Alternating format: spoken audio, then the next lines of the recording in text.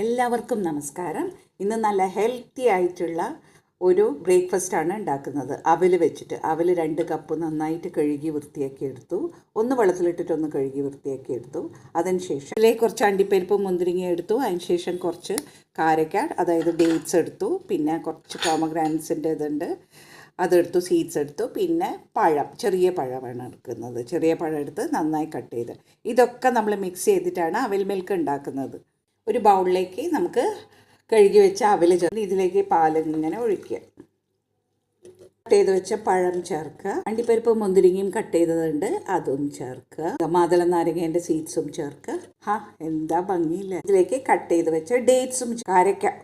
ഇനി ഇതിലേക്ക് കുറച്ച് ചോക്ലേറ്റ് പൗഡറാണ് ചേർക്കുന്നത്. ബൂസ്റ്റിന് പകരം 1 ടേബിൾ സ്പൂൺ തേൻ ചേർക്കുക. ഷുഗർ ചേർക്കുന്നില്ല. നന്നായി മിക്സ് ചെയ്യുക. സൂപ്പർ ഹെൽത്തി ആയിട്ടുള്ള ബ്രേക്ക്ഫാസ്റ്റ് റെഡിയായി.